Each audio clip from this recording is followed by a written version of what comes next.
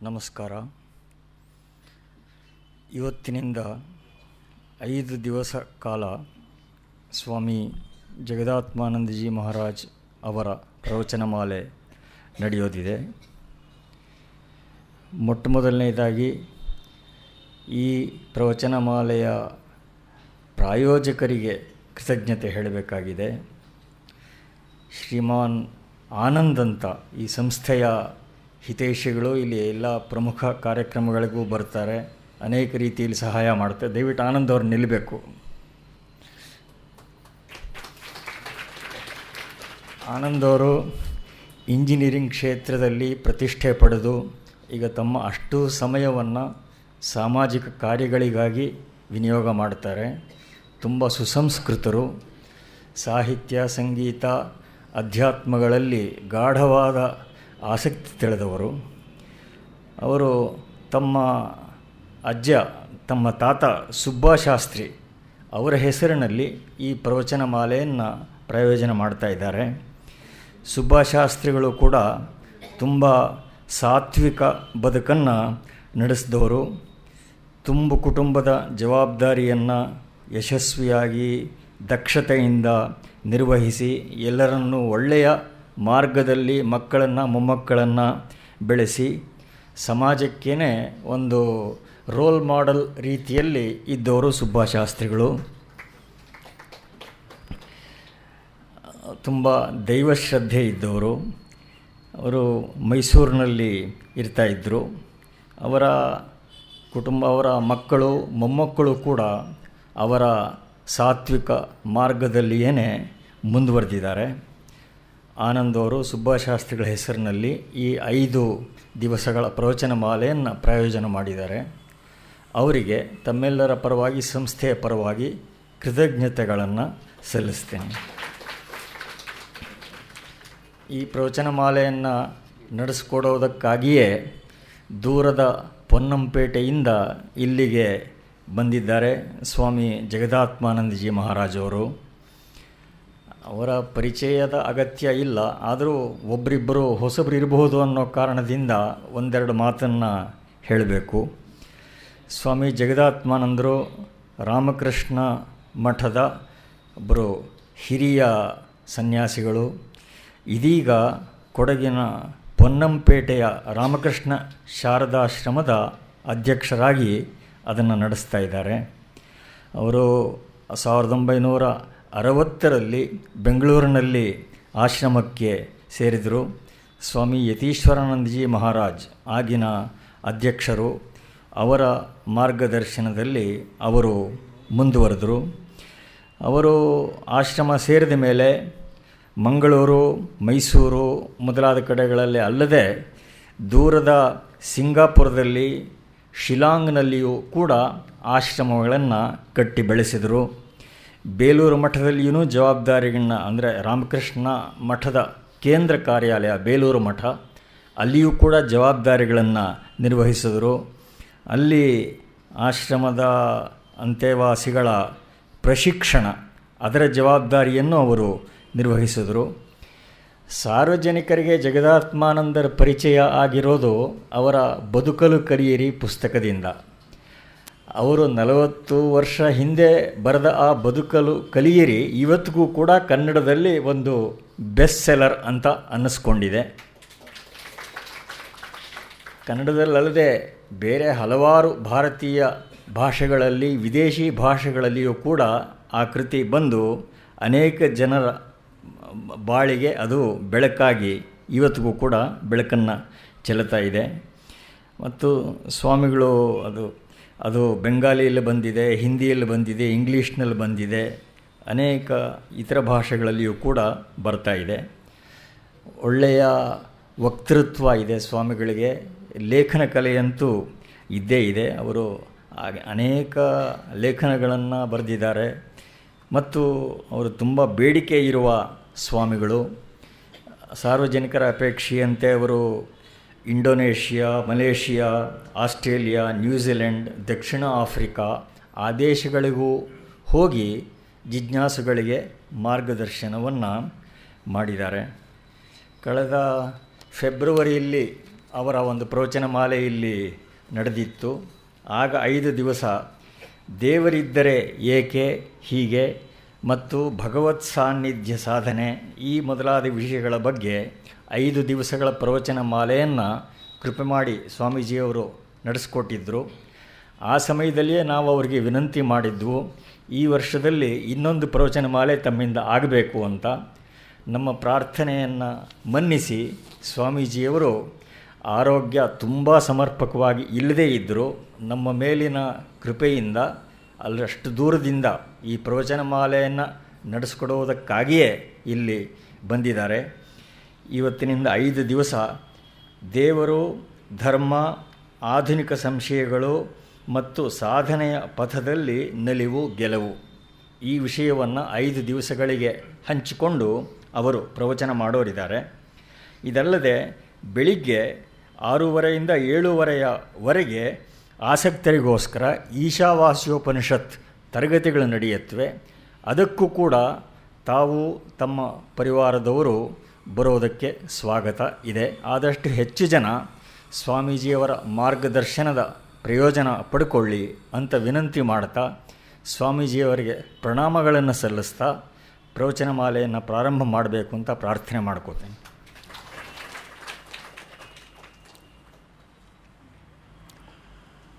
ಓಂ ನಿತ್ಯಶುದ್ಧಬುದ್ಧಮುಕ್ತವೇದಾಂತಾಂಬುಜಭಾಸ್ಕರಂ ನಮಾಮಿ ಯುಗಕರ್ತಾರಂ ಆರ್ತನಾಥಂ ವೀರೇಶ್ವರಂ. ಯಾ ದೇವಿ ಸರ್ವಭೂತೇಷು ಮಾತೃರೂಪೇಣ ಸಂಸ್ಥಿತಾ ನಮಸ್ತಸ್ಯೈ ನಮಸ್ತಸ್ಯೈ ನಮಸ್ತಸ್ಯೈ ನಮೋ ನಮಃ. ನಮಸ್ತಸ್ಯೈ ನಮಸ್ತಸ್ಯೈ ನಮಸ್ತಸ್ಯೈ ನಮೋ ನಮಃ. ನಮಸ್ತಸ್ಯೈ ನಮಸ್ತಸ್ಯೈ ನಮಸ್ತಸ್ಯೈ ನಮೋ ನಮಃ.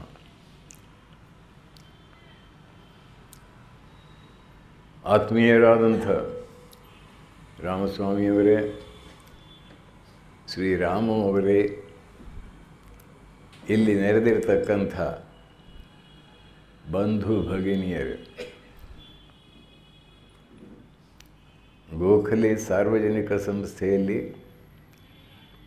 ಹೀಗೆ ಕೆಲವು ವರ್ಷಗಳಿಂದ ವಿಶೇಷ ಕಾರ್ಯಕ್ರಮವನ್ನು ಹಮ್ಮಿಕೊಂಡು, ಸ್ವಲ್ಪ ಜಾಸ್ತಿ ಆಗ್ತಾ ಸರಿಯಾ, ಯಶಸ್ವಿಯಾಗಿ ಅದನ್ನು ನಿರ್ವಹಣೆ ಮಾಡ್ತಾ ಇರುವುದನ್ನು ಕಂಡು ನನಗೆ ತುಂಬ ಸಂತೋಷವಾಗಿದೆ. ಒಂದು ಸಮಾಜ, ವ್ಯಕ್ತಿಯಾಗಲಿ ಸಮಾಜವಾಗಲಿ, ಉತ್ಥಾನದ ಪಥದಲ್ಲಿ ನಡೆಯಬೇಕಾದರೆ ಉದಾತ್ತವಾದ ವಿಚಾರಗಳನ್ನು ಮನದಂದುಕೊಂಡು ಅದನ್ನು ವೈಯಕ್ತಿಕ ಜೀವನದಲ್ಲಿ ಅನುಷ್ಠಾನ ಮಾಡಬೇಕಾಗುತ್ತೆ. You will be doing the greatest service to mankind, not by raising the roofs of the houses but raising the minds of men ಅಂತ ಒಬ್ಬ ಹೇಳಿದ. ಮನೆಯ ಮಾಡನ್ನು ಏರಿಸಿದರೆ ಸಾಲದು, ಮನೆಯ ಮಾಡನ್ನು ಏರಿಸೋದಕ್ಕಿಂತಲೂ ಮನುಷ್ಯರ ಮನಸ್ಸನ್ನು ನೀವು ಏರಿಸಿದ್ದಾದರೆ ಅದ್ಭುತವಾದ ಕೆಲಸವಾಗುತ್ತೆ. ನಮಗೆ ದುಷ್ಟರು ದೊಡ್ಡ ದೊಡ್ಡ ಸೌಧಗಳಲ್ಲಿ ವಾಸಿಸುವುದಕ್ಕಿಂತಲೂ ಹೆಚ್ಚಾಗಿ ಸಜ್ಜನರು, ಚಾರಿತ್ರ್ಯ ಬಲ ಉಳ್ಳವರು ಬೇಕು ಎನ್ನುವ ಮಾತು ಇದು ಅಮೆರಿಕದ ಬರಹಗಾರರಿಂದ ಬಂತು.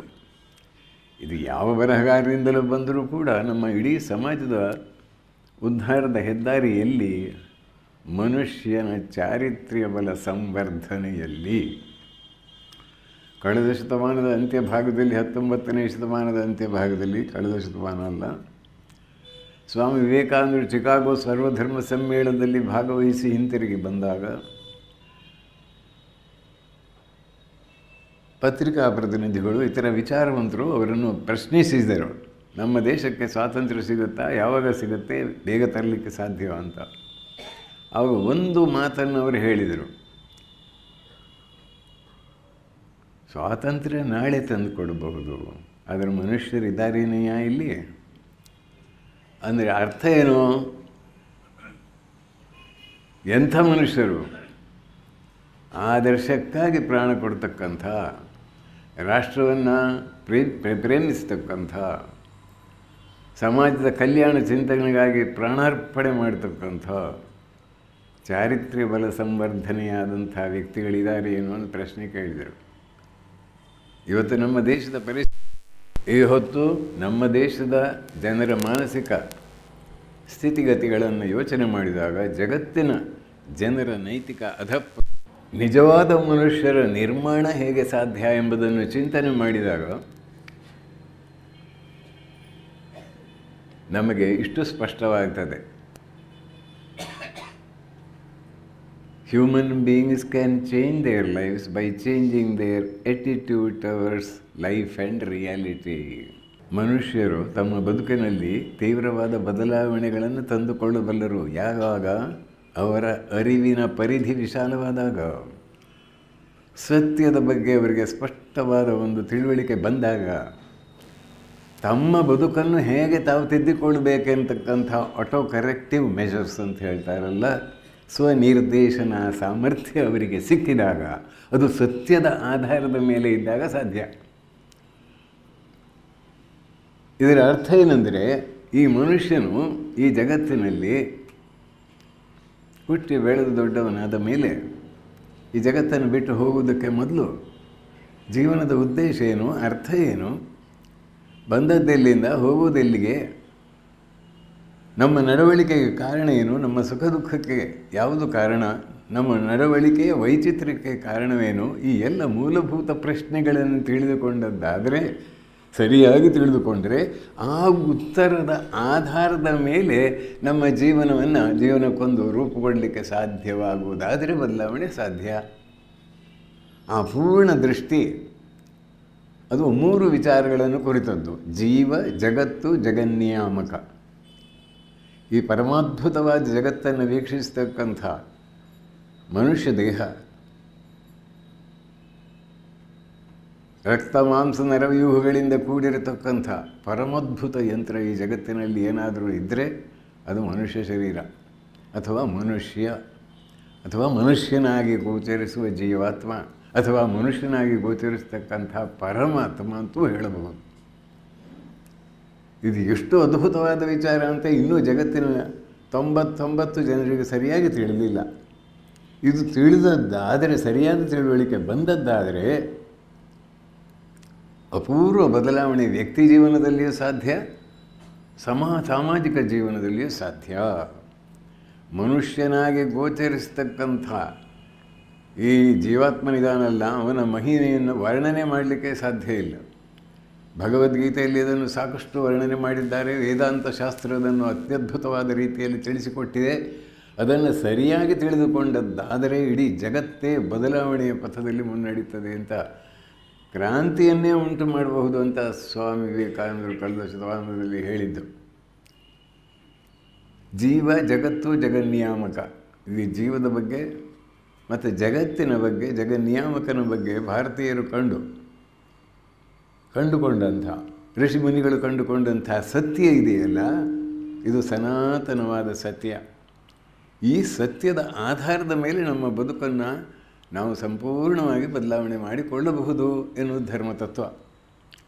ನಮ್ಮ ಧರ್ಮ ನಿಂತಿರುವುದೇ ಈ ಪಾರಮಾರ್ಥಿಕ ಸತ್ಯದ ಒಂದು ಹಿನ್ನೆಲೆಯಲ್ಲಿ, ಅಥವಾ ಆ ಫೌಂಡೇಶನ್ ಅಂತ ನೀವು ಯಾವುದು ಹೇಳ್ತೀರೋ ಬುನಾದಿಯ ಮೇಲೆ, ಭದ್ರವಾದ ನೆಲೆಗಟ್ಟಿನ ಮೇಲೆ. ಜೀವ, ಜಗತ್ತು, ಜಗನ್ನಿಯಾಮಕನ ಬಗ್ಗೆ ಈಗ ವಿಜ್ಞಾನಿಗಳು ಜಗನ್ನಿಯಾಮಕನ ಬಗ್ಗೆ ಹೆಚ್ಚು ಮಾತಾಡದೇ ಇರಬಹುದು, ಆದರೆ ಆ ಕಡೆ ಗಮನ ಹರಿದಿದೆ ಅವರದ್ದು ಸಹ. ಜೀವದ ಬಗ್ಗೆ, ಜಗತ್ತಿನ ಬಗ್ಗೆ, ಜಗನ್ನಿಯಾಮಕನ ಬಗ್ಗೆ ಭಾರತೀಯರು ಕಂಡುಕೊಂಡಂಥ, ಋಷಿಮುನಿಗಳು ಕಂಡುಕೊಂಡಂಥ ಶಾಶ್ವತವಾದ ಸತ್ಯಗಳಿವೆಯಲ್ಲ, ಈ ಸತ್ಯಗಳ ಆಧಾರದ ಮೇಲೆ ನಮ್ಮ ಬದುಕನ್ನು ರೂಪಿಸಿಕೊಳ್ಳಬಹುದೆಂಬುದನ್ನು ತಿಳಿಸಿಕೊಡುವುದೇ ಧರ್ಮದ ಉದ್ದೇಶ. ಧಾರಣಾಧರ್ಮ ಇತ್ಯಾಹು ಧರ್ಮೋ ಧಾರಯತಿ ಪ್ರಜಾ ಅಂತ ಹೇಳಿ ಒಂದು ನಿರೂಪಣೆ ಇದೆ. ಅದನ್ನು ತಿಳಿದುಕೊಂಡದ್ದಾದರೆ ಸಾಮಾನ್ಯ ಪ್ರಾಣಿ ಧರ್ಮದಲ್ಲಿ ಇರತಕ್ಕಂಥ ವ್ಯಕ್ತಿ ಮಾನವ ಧರ್ಮವನ್ನು ಪಡೆದು ದೈವತ್ವಕ್ಕೆ ಇರತಕ್ಕಂಥ ಅದ್ಭುತವಾದ ಶಕ್ತಿಯನ್ನು ಪಡಿತಾನೆ. ಇದು ಎಷ್ಟು ಸ್ಪಷ್ಟವಾಗಬೇಕು ಅಂದರೆ, ಆ ಜೀವಕ್ಕೆ ಕನ್ವಿಕ್ಷನ್ ಅಂತ ಆಂಗ್ಲ ಭಾಷೆಯಲ್ಲಿ ಹೇಳ್ತಾರೆ, ಅದು ದೃಢವಾದ ಶ್ರದ್ಧೆಯಾಗಬೇಕು, ಮೇಲ್ಮೇಲಿನ ಶ್ರದ್ಧೆಯಲ್ಲ. ಆ ಶ್ರದ್ಧೆಯನ್ನು ತಂದುಕೊಡ್ತಕ್ಕಂಥ ಪರಮಾದ್ಭುತವಾದ ಗ್ರಂಥ ನಮ್ಮಲ್ಲಿದೆ ಎಂಬುದನ್ನು ವಿದೇಶದ ಜನರು, ನಮ್ಮ ದೇಶದವರು ಮಾತ್ರ ಅಲ್ಲ, ವಿದೇಶದ ಜನರು ಹೇಳಿದ್ದಾರೆ. One of the clearest and most comprehensive summaries of the perennial philosophy ever to have been made. Hence its enduring value not only for Indians but for all mankind. ಇಡೀ ಜಗತ್ತಿನಲ್ಲಿ ನಮ್ಮ ಜೀವನದ ಎಲ್ಲ ಸಮಸ್ಯೆಗಳಿಗೂ ಕೂಡ ಪರಿಪೂರ್ಣ ದೃಷ್ಟಿಯಿಂದ ಲಭ್ಯವಾಗುವ ಪರಿಹಾರ ಭಗವದ್ಗೀತೆಯಲ್ಲಿದೆ ಅಂತ ಅಕ್ಸಲೆ ಹೇಳಿದ್ದುಂಟು.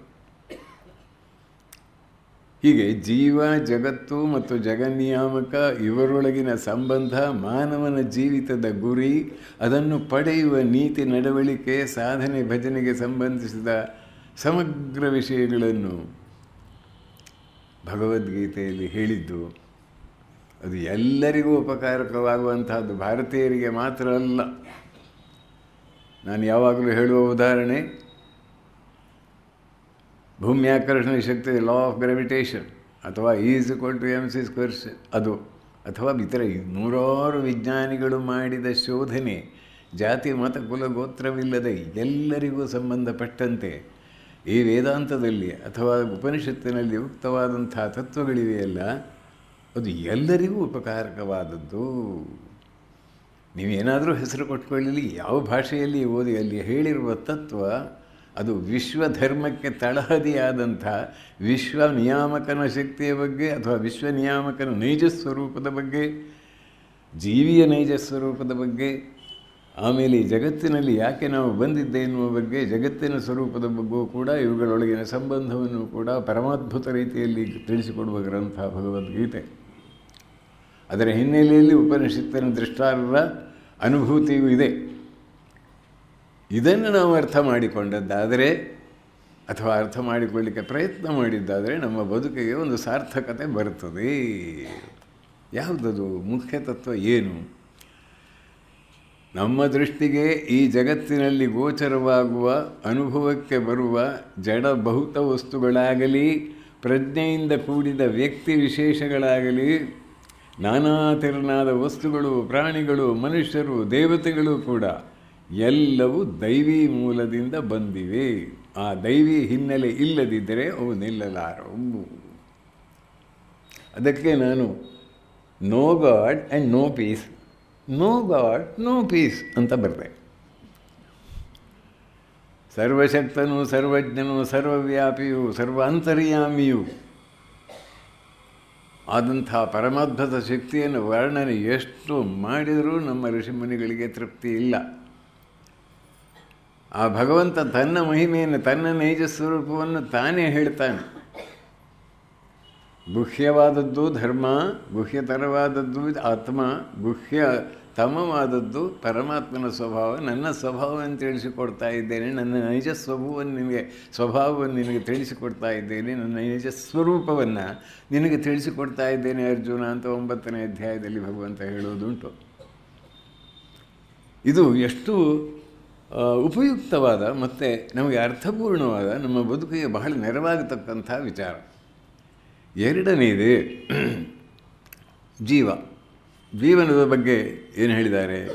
ಮನುಷ್ಯರೆಲ್ಲ ತಮ್ಮ ಅಂತರ್ಯದ ಆಳದಲ್ಲಡಗಿರುವ ದೈವತ್ವವನ್ನು ತರ್ಕ ಅನುಮಾನಾದಿಗಳಿಂದ ಬೌದ್ಧಿಕವಾಗಿ ಮಾತ್ರ ತಿಳಿದುಕೊಳ್ಳುವುದಲ್ಲ, ಆ ತತ್ವವನ್ನು ಸ್ಪಷ್ಟವಾಗಿ ಅನುಭವಿಸಬಹುದು, ಸಮಸ್ತ ಬಂಧನಗಳಿಂದ ಬಿಡುಗಡೆ ಪಡೆಯಬಹುದು, ದಿವ್ಯ ಜ್ಞಾನವನ್ನು ಪಡೆದು ಜೀವನವನ್ನು ನಿಜವಾಗಿ ಸಾರ್ಥಕಪಡಿಸಿಕೊಳ್ಳಬಹುದು. ಈ ಅನುಭೂತಿ ಜ್ಞಾತೃವನ್ನು ಅಂದರೆ ತಿಳಿಯುವವನನ್ನು ದಿವ್ಯ ಜ್ಞಾನದೊಂದಿಗೆ ಸೇರಿಸುತ್ತದೆ. ಇದು ಎರಡನೇದು. ಮನುಷ್ಯನಾಗಿ ಗೋಚರಿಸ್ತಕ್ಕಂಥ ದೇಹಾತ್ಮ ಬುದ್ಧಿಯನ್ನೇ ಬೆಳೆಸ್ಕೊಂಡಿರ್ತಕ್ಕಂಥ ವ್ಯಕ್ತಿಯ ಅಂತರ್ಯದ ಆಳದಲ್ಲಿ ದಿವ್ಯ ಜ್ಯೋತಿ ಇದೆ. ನೀವು ನಂಬಿ ಬಿಡಿ, ಇವತ್ತಲ್ಲ ನಾಳೆ ನಂಬ್ತೀರಿ, ಈ ಜನ್ಮದಲ್ಲಿ ಅಲ್ಲದಿರಿ ಇನ್ನು 10 ಜನ್ಮಗಳ ಮೇಲೆ ನಂಬಲೇಬೇಕದು. ಯಾಕಂದರೆ ಇದು ಶಾಶ್ವತವಾದ ಒಂದು ಸತ್ಯ. ಅದನ್ನು ತಿಳಿದುಕೊಂಡದ್ದಾದರೆ, ತಿಳಿದುಕೊಳ್ಳುವ ಪ್ರಯತ್ನ ಮಾಡಿದ್ದಾದರೆ ನೀವು ಧರ್ಮದ ದಾರಿಯಲ್ಲಿ ನಡೆಯಲೇಬೇಕಾಗ್ತದೆ.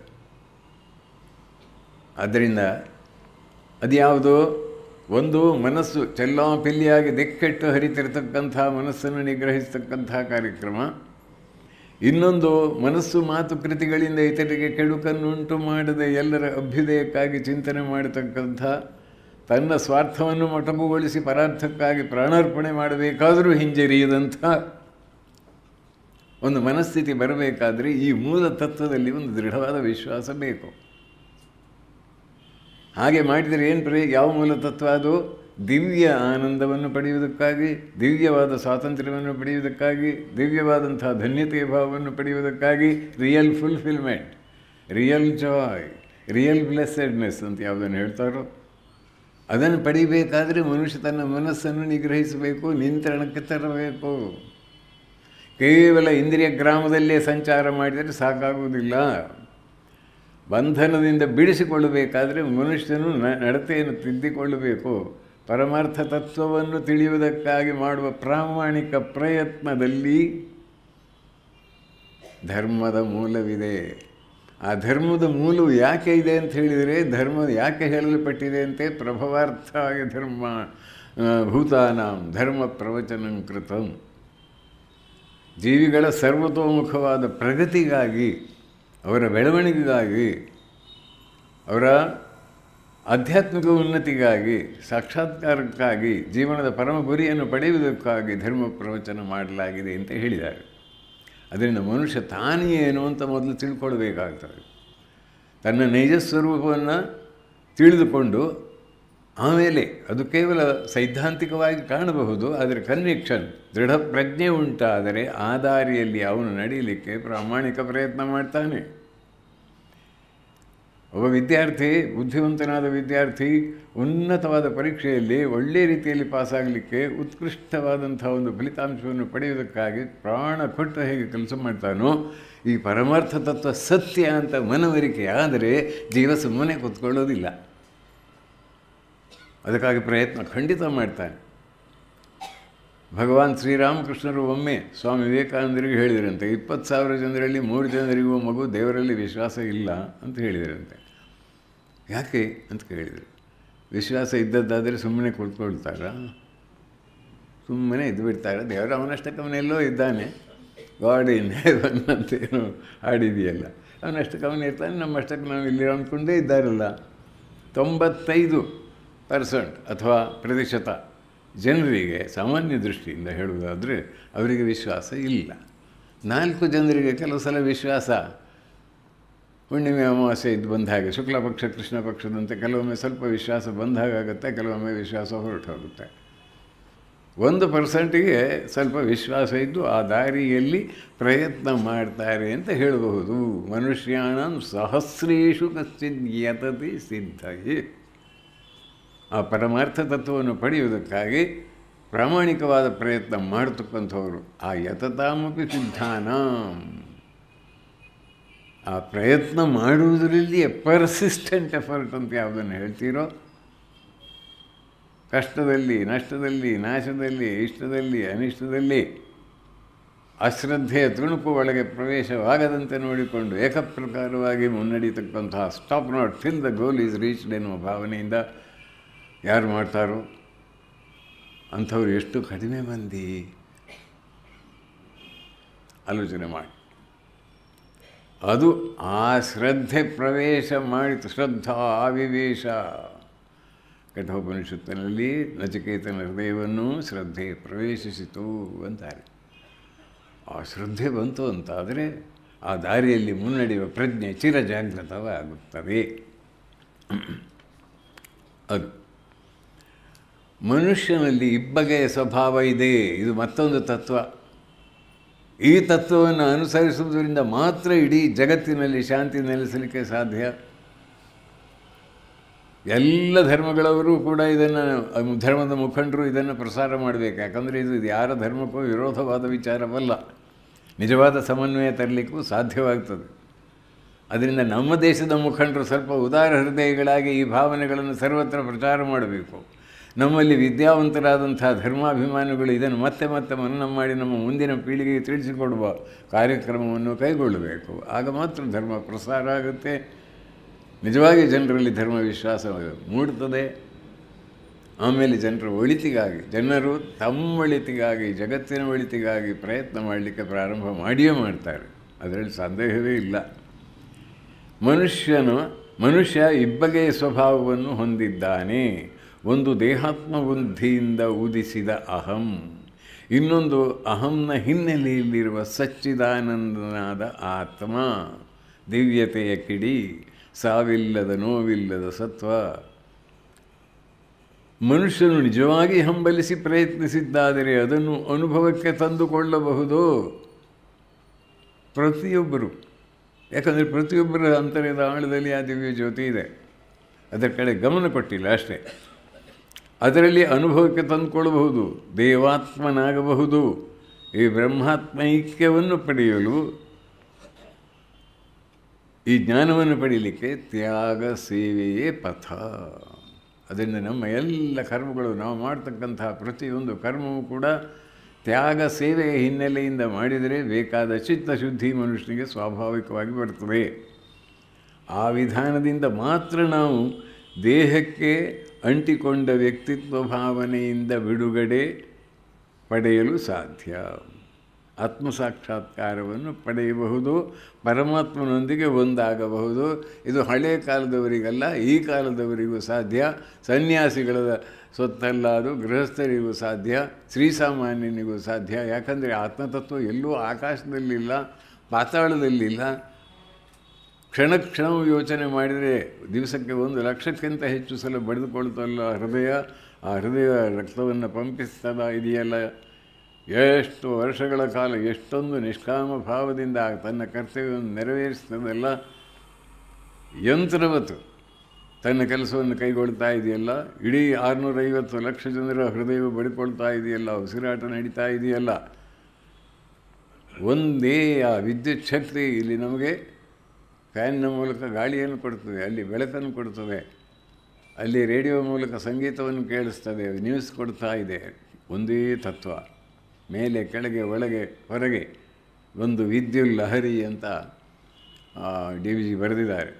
ಎಷ್ಟು ಸತ್ಯ ಅದು, ಎಷ್ಟು ವ್ಯವಸ್ಥೆ ಇದೆ ಈ ಜಗತ್ತಿನಲ್ಲಿ, ಸ್ಪಷ್ಟವಾಗಿ ಗೋಚರವಾಗ್ತದಲ್ಲ. ಆ ಕಡೆಗೆ ನಾವು ಗಮನ ಕೊಡ್ತಾ ಇಲ್ಲ. ನಮ್ಮ ಗಮನ ಸಂಪೂರ್ಣ ಹೊರ ಜಗತ್ತಿನ ಬಗ್ಗೆ, ಎಲ್ಲಿಗೆ ಹೋಗಬೇಕಂತ ಗೊತ್ತಿಲ್ಲದೆ ಓಡೋವನ ಸ್ಥಿತಿಯಾಗಿದೆ ನಮಗೆ. ಎಲ್ಲಿಗೆ ಹೋಗಬೇಕಂತ ಗೊತ್ತಿಲ್ಲ. ಯಾರೊಬ್ಬ ರೈಲ್ವೆ ಸ್ಟೇಷನ್ನಿಗೆ ಹೋಗಿ ಕೇಳಿದಂತೆ, ನನಗೊಂದು ಟಿಕೆಟ್ ಕೊಡಿ. ಎಲ್ಲಿಗೇನು ಅಂತ ಏನಿಲ್ಲ ನನಗೆ ಆ ರೀತಿ, ಎಲ್ಲಿಗಾದರೂ ಆಗ್ಬೋದು ಅಂತ. ಹಾಗೇನು ಕೊಡೋದಿಲ್ಲ ಅಂದ್ರಂತೆ ಅಲ್ಲಿ.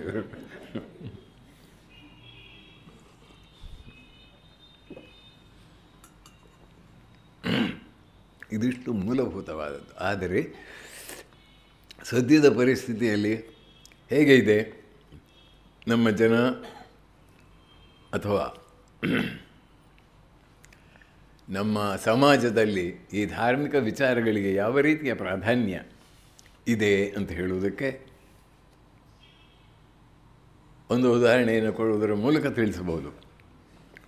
ಇದು ಎಲ್ಲರಿಗೂ ಗೊತ್ತಿದ್ದದ್ದು. ನಾನು ಹೇಳುವ ಕಥೆ ನೀವು ಹಿಂದಿನ ನನ್ನ ಉಪನ್ಯಾಸದಲ್ಲಿಯೂ ಕೇಳಿರಬಹುದು. ತಂದೆಯೊಬ್ಬ ಮಗನನ್ನು ಕರೆದು ಹೇಳಿದಂತೆ, ಆಫೀಸಿನಿಂದ ಬಂದವನು, ನನಗೆ ಜಗತ್ತಿನ ಭೂಪಟ ತಂದು ಕೊಡಪ್ಪ ಅಂತ. ಅವನ ತಮ್ಮ ಏನು ಮಾಡಿದ ಅಂದರೆ, ಇವನು ಹೋಗಿ ನೋಡಿದಾಗ ಅದು ಪೂರ್ಣ ಹರಿದು ಚೂರು ಪಾರು ಮಾಡಿಬಿಟ್ಟಿದ್ದಾನೆ. ಇದನ್ನು ಅಪ್ಪ ಅದನ್ನು ಚೂರು ಪಾರು ಮಾಡಿಬಿಟ್ಟಿದ್ದಾನೆ, ಚೂರು ಮಾಡಿಬಿಟ್ಟಿದ್ದಾನೆ ಅಂತ ಹೇಳಿದಂತೆ ಮಗ. ತಂದೆ ದಬಾಯಿಸಿದ, ಚೂರು ಮಾಡಿದ್ನೋ ಪಾರು ಮಾಡಿದ್ನೋ ಗೊತ್ತಿಲ್ಲ, ಅದನ್ನು ಸರಿ ಮಾಡಿ ತಂದುಕೊಡು ಅಂತ. ಮತ್ತು 10-15 ನಿಮಿಷಗಳಲ್ಲಿ ಇಡೀ ಭೂಪಟವನ್ನು ಸರಿ ಮಾಡಿ ತಂದುಕೊಟ್ಟ ಅಂತೆ.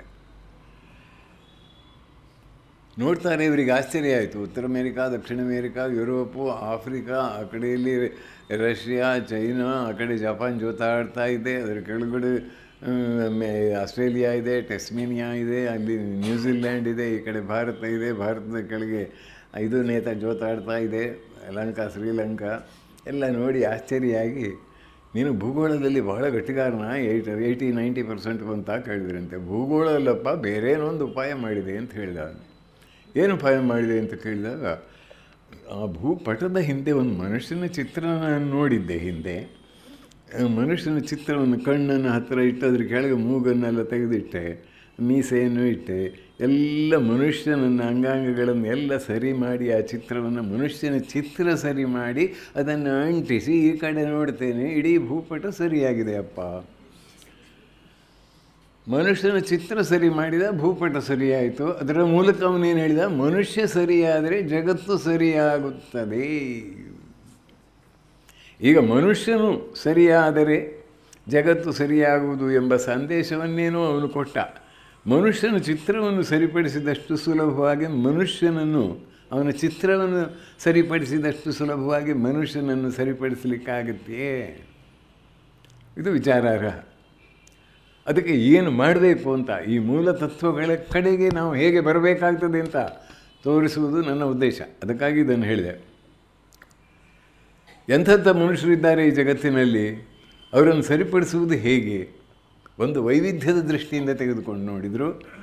ವೈಚಿತ್ರ್ಯ, ನಾನಾ ಪ್ರಕೃತಿಯ ವೈಶಿಷ್ಟ್ಯ, ವೈಚಿತ್ರ್ಯ, ವೈವಿಧ್ಯ ಅಂತ ನೀವು ಯಾವುದನ್ನು ಹೇಳ್ತೀರೋ ಅದನ್ನು ತೆಗೆದುಕೊಂಡು ನೋಡಿ. ಗೌತಮ ಬುದ್ಧ ಒಮ್ಮೆ ಹೇಳಿದಂತೆ, 4 ರೀತಿಯ ಜನರಿದ್ದಾರೆ ಈ ಜಗತ್ತಿನಲ್ಲಿ. ಕೆಲವರು ಕತ್ತಲೆಯಿಂದ ಕತ್ತಲೆಗೆ ಹೋಗ್ತಾರೆ, ಕೆಲವರು ಕತ್ತಲೆಯಿಂದ ಬೆಳಕಿನ ಕಡೆಗೆ ಬರ್ತಾರೆ, ಕೆಲವರು ಬೆಳಕಿನಿಂದ ಕತ್ತಲೆಯ ಕಡೆಗೆ ಹೋಗ್ತಾರೆ, ಕೆಲವರು ಕತ್ತಲೆಯಿಂದ ಕತ್ತಲೆಗೆ ಹೋಗ್ತಾ ಇದ್ದಾರೆ ಅಂತ. ಯಾರೋ ಒಬ್ಬನಿಗೆ ಅದು ಅರ್ಥವಾಗಲಿಲ್ಲ, ನೀವು ಹೇಳಿದ ಸ್ಪಷ್ಟವಾಗಿ ಒಂದು ಉದಾಹರಣೆಗಳ ಮೂಲಕ ತಿಳಿಸಿ ಅಂತ ಹೇಳಿದಾಗ ಅವನು ವಿವರಿಸಿದ ಅಂತ ಹೇಳ್ತಾರೆ. ನಮ್ಮ ಸಮಾಜದಲ್ಲಿ ಇದಿದ್ದಾರೆ. ತೆಗೆದುಕೊಳ್ಳಿ, ಒಂದು ಕೊಳೆಗೇರಿಯ ಮಗು ಅಥವಾ ಯಾವುದೋ ಒಂದು ಹಳ್ಳಿಯಲ್ಲಿ, HD ದೇವನಕೋಟೆ, ಆ ಕೋಟೆ ಇಲ್ಲೆಲ್ಲ ಇದೆಯಲ್ಲ, ಟ್ರೈಬಲ್ಸ್ ತೆಗೆದುಕೊಳ್ಳಿ, ಅಲ್ಲಿ ಒಂದು ಮಗು ಬರ್ತದೆ ಈ ಜಗತ್ತಿಗೆ. ಹಾಗೆ ಬೆಳೆದು ದೊಡ್ಡದಾಗ್ತದೆ. ವಿದ್ಯೆ ಇಲ್ಲ, ಯಾವ ಥರದ ಆರೋಗ್ಯಕರವಾದಂಥ ಅಥವಾ ಆರೋಗ್ಯದ ನಿಯಮಗಳನ್ನು ಪಾಲಿಸುವ ವಿಧಾನ ಅದಕ್ಕೆ ಗೊತ್ತಿಲ್ಲ. ಈ ಪ್ರಪಂಚದ ಯಾವ ಜ್ಞಾನವೂ ಅದಕ್ಕೆ ಸಿಕ್ಕುವುದಿಲ್ಲ. ಯಾವುದೋ ಒಂದು ರೀತಿಯಲ್ಲಿ ಬೆಳೀತದೆ, ಕೆಲವು ದಿವಸ ಈ ಜಗತ್ತಿನಲ್ಲಿ ಇರ್ತದೆ, ಆಮೇಲೆ ಹೊರಟು ಹೋಗ್ತದೆ. ಇದೇನಾಯಿತು? ಕತ್ತಲೆಯಲ್ಲೇ ಹುಟ್ಟಿ ಕತ್ತಲೆಯಲ್ಲೇ ಹೋದ ಹಾಗಾಯಿತು. ಅದೇ ಕತ್ತಲೆಯಲ್ಲಿಯೇ, ಅಂದರೆ ಒಂದು ಟ್ರೈಬಲ್ ಏರಿಯಾದಲ್ಲೇ ಹುಟ್ಟಿರ್ಬೋದು. ಆ ಮಗು ಏನೋ ಕಾರಣದಿಂದ ಸಿಟಿಗೆ ಬಂದ, ಅಲ್ಲಿ ಯಾರೋ ವ್ಯಾಪಾರಿಗಳು, ಯಾರೋ ಸಜ್ಜನರ ಮನೆಯಲ್ಲಿ ಅವನಿಗೆ ಕೆಲಸ ಸಿಕ್ಕಿತು, ಅಲ್ಲಿ ಅವನಿಗೆ ವಿದ್ಯಾಭ್ಯಾಸವನ್ನು ಕೊಟ್ಟರು, ಸಜ್ಜನರ ಸಹವಾಸವು ಸಿಕ್ಕಿತು.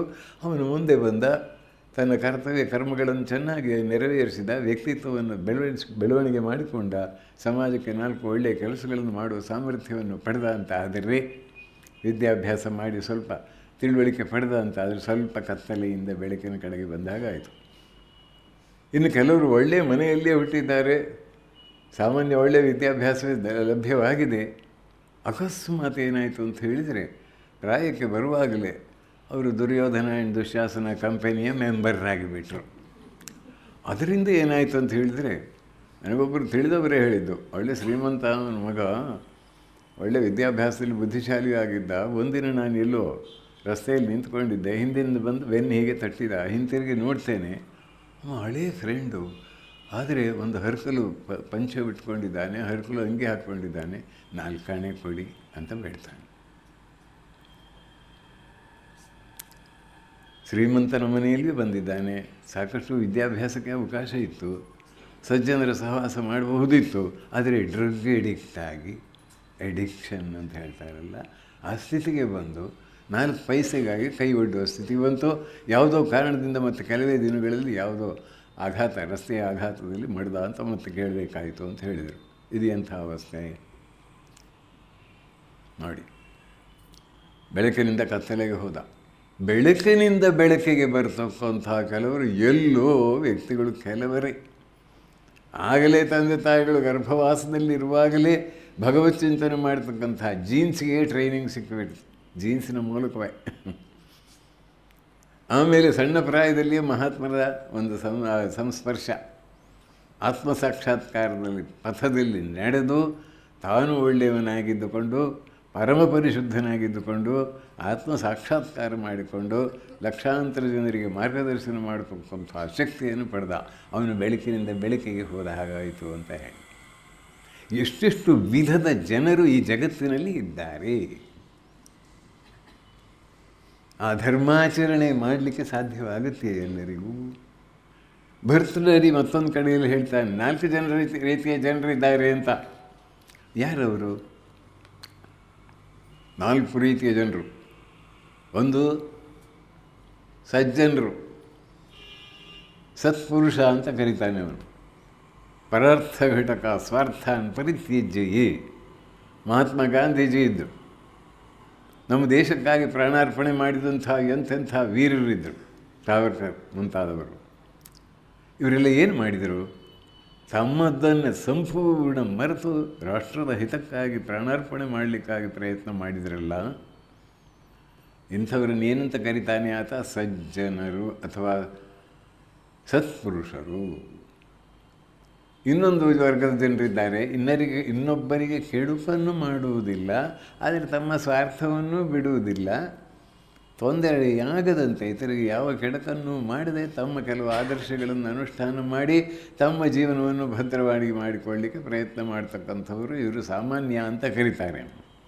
ಅಟ್ಲೀಸ್ಟ್ ನಾವು ಇದಕ್ಕೆ ಸ್ವಲ್ಪ ಆಧ್ಯಾತ್ಮಿಕ ಹಿನ್ನೆಲೆಯನ್ನು ಕೊಟ್ಟರೆ ಎನ್ಲೈಟೆಂಡ್ ಸಿಟಿಸನ್ಶಿಪ್ ಅಂತ ಹೇಳ್ಬೋದು, ಎನ್ಲೈಟೆಂಡ್ ಸಿಟಿಸನ್ಶಿಪ್ ಅಂತ ಹೇಳ್ಬೋದು. ಇನ್ನು ಕೆಲವರಿದ್ದಾರೆ, ಮಾನವ ರಾಕ್ಷಸ ಅಂತ ಕರೀತಾನೆ ಅವನು. ಮಾನವರ ಮುಖ ಮಾತ್ರ ವಾಡ ಹಾಕಿಕೊಳ್ತಾರೆ, ಆದರೆ ರಾಕ್ಷಸರಂತೆ ವರ್ತಿಸ್ತಾರೆ, ಮಾನವ ರಾಕ್ಷಸರು ಅಂತ ಕರೀತಾನೆ. ಅದರಲ್ಲಿ ನೀವು ಕೇಳಿದ್ದೀರಿ, ಮನುಷ್ಯನು ಅಸಹಾಯ ಸ್ಥಿತಿಯಲ್ಲಿ ಆ ಆಪರೇಷನ್ ಟೇಬಲ್ ಮೇಲೆ ಬಿದ್ದಾಗ ಅವನ ಕಿಡ್ನಿಯನ್ನೇ ಅಪರಹ ಮಾಡಿ ಅವನನ್ನು ಮನೆಗೆ ಕಳಿಸ್ತಾರೆ. ಆ ಕಿಡ್ನಿಗೆ ದೊಡ್ಡ ಒಂದು ರ್ಯಾಕೆಟ್, ದೊಡ್ಡ ಬಿಸ್ನೆಸ್ಸೇ ಇದೆ. ಅದು ಹೊರಗಡೆ ಬರ್ತದೆ ಅನ್ನುವಾಗ ಅಲ್ಲಿ ಕೆಲವು ಬಾಯಿಗಳು ಹೀಗೆ ತೆರೆದಿರ್ತದೆ, ಸ್ವಲ್ಪ ಏನಾದರೂ ನುಂಗಾಗಬೇಕು ಅಂತ ಅಲ್ಲಿ ನುಂಗಲಿಕ್ಕೆ ಕೊಟ್ಟುಬಿಟ್ರೆ ಎಲ್ಲ ಸ್ತಬ್ಧಾಗಿ ಹೋಗ್ತದೆ ಅಂತ. ಮನುಷ್ಯರು ಮಾಡುವ ಕೆಲಸ. ಅವರೆಲ್ಲ ಬಹಳ ವಿದ್ಯಾವಂತರೇ. ಏನು ಹೇಳ್ತೀರಿ ಇದಕ್ಕೆ? ಮಾನವ ರಾಕ್ಷಸರು ಹೌದಾ ಅಲ್ಲ? ವಧುವನ್ನು ದಹನ ಮಾಡ್ತಾರಲ್ಲ, ಇದು ಎಂಥ ದುರಂತ ಇದು. ಮನುಷ್ಯರಲ್ವ ಅವರು? ಮನುಷ್ಯರು ಹೌದಾ ಅಲ್ವಾ? ಎಲ್ಲಿವರೆಗೆ ಮನುಷ್ಯನ ಪಿತ್ತ ನೆತ್ತಿಗೆ ಏರ್ತದೆ ಅಂತ ಆಲೋಚನೆ ಮಾಡಿ ನೋಡಿ.